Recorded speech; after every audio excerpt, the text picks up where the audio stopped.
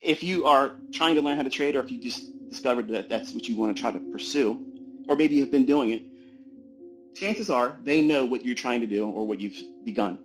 And anybody else, you don't share your business with them. You keep it personal. You still messed up. You still messed up. Because now, one of two things are going to happen. One, they're going to ask you, hey, how's that trading going? And you want to be able to say, girlfriend, let me just tell you, I got funded. I got paid out 6 fucking times. I got these new shoes. Look at this shit. Earl didn't buy these motherfuckers. I did. I bought that shit. I bought that. I passed my fund account challenge. Bang. 5 accounts linked up. Bang. Look at me, baby. Look at me. Don't you want to be like this? You want to be able to say that. But you're still going through the process of wrestling through the things that you wrestle through. You believe that that day's coming, but you can't give it to them when they ask for a progress report. And that hurts. That hurts because you want to be able to say to your girlfriends, this is what I've done so far. And a true friend, girlfriends, will be like, damn, girl, wow, I didn't think you'd be that quick with it. But a true friend would hear you say, it's harder than I thought it was going to be, but I'm not discouraged. I see progress. And I know if I keep working at it, I'm going to get what I'm looking for. And a true friend will be like, you know what? That's right, girl. You keep on. And that's what you want to hear. If you have a friend like that, man, you got a real friend. I didn't have friends like that. But you're not going to get that encouragement you're looking for on social media. I promise you. You might get it in our community here if you hang around like-minded individuals, which is always called a cult. Okay? Call it a cult. Because this is the cult of winning. I make winners. Now, everyone coming into this cult of winning isn't going to make it to be a winner because they're going to tap out. They're going to feel these struggles, these wrestling matches internally. They're going to feel it and be like, man, this isn't worth this, man. I thought it was going to be easy and fast. I ain't got time for this. What's my boys doing right now? Let's go. We got to go to the club. I need to get drunk. I need to get blazed up. What are you doing? You're medicating. You're self-medicating. That's exactly what you do in your journal. It's self-love there. You tell yourself all the time. You encourage yourself. You write down in those journal entries everything that you want someone else that you love or care about the opinion of. You want them to say those things. You're waiting for it. You're listening. You just know that those words are hanging on their tongue, and they're going to say it. Well done. Good job. Wow, I'm impressed by that. That's what you want. You want to talk that talk in your journal. You want to be so positive that it's fucking ooey gooey love. Okay, that's what you want. Because nothing negative will have any impact, and you don't even write anything negative. You encourage yourself constantly, all the time. That journal needs to be something beyond the scope of a Mead spiral notebook. It needs to be something that you have worth and value associated with. That's why my journals, they're anywhere between $80 to $100 a piece. Now, you might not have the money to be able to do that right now, but that's okay. But you need to think about what you're writing in. That's not some scrapbook where people just jot down things like, okay, well, I got to remember to do this and do that. Or where your kid can pick it up every now and then and draw and scribble on. What do you do? How do you keep your journal? Where do you keep it at? Do you have any regard for what you're writing down? Because if they're not treasures to you, if you're not making monuments to your progress, and it sounds narcissistic when we talk like that, doesn't it? Someone that doesn't journal, I don't journal. That's a fucking clown talking like that. That's somebody that is literally planning to fail or never being successful. And there's a lot of people in this industry that are idiots, and they're monetized and they're rewarded, but not for the basis of the ability to trade. They're monetized and rewarded for capturing and holding your attention to their bullshit. What are they producing? What fruit are they producing? Who's coming behind them, listening to their logic and saying, well, that worked for me. Look at me. I don't work anymore. I did what this goober's saying. It's very little of that going on. Very little of that.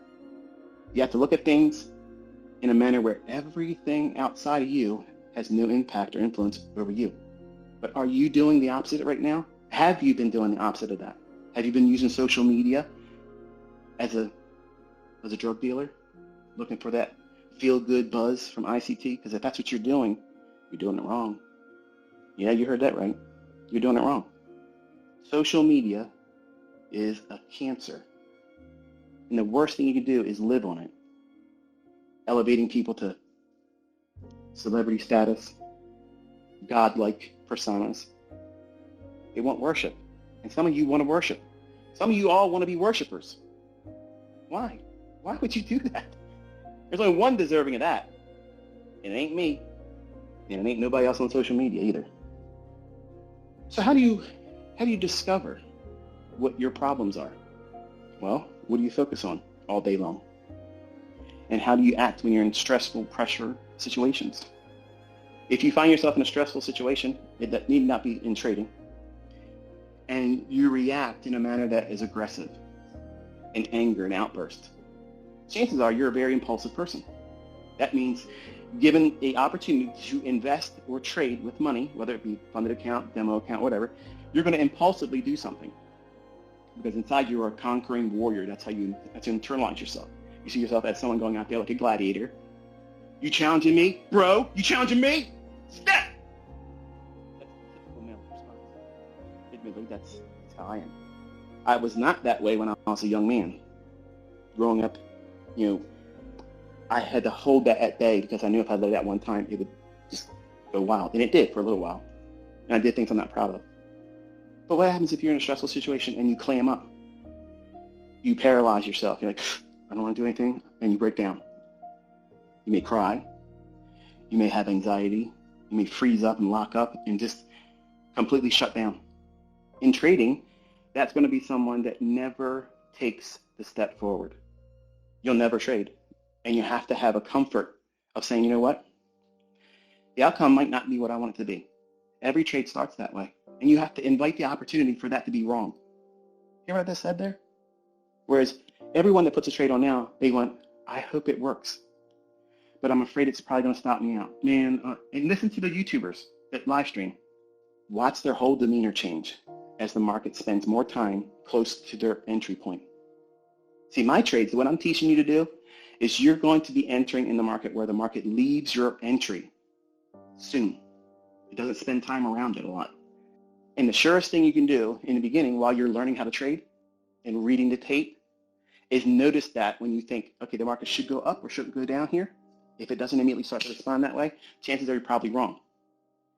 Would you have the willingness to kill that trade, eat the commission cost and whatever underneath the spread or any small little drawdown, would you be willing to take that? Or are you the person that's going to say, even if I'm wrong, I'd still like to be able to get my stop to break even? You're worried about money. You're worried about not losing money. You're worried about being perfect. You're worried about never taking a loss. And that is going to invite the very thing happening. You don't understand that right now. Hearing it sounds like that can't be true. But that's exactly what it is.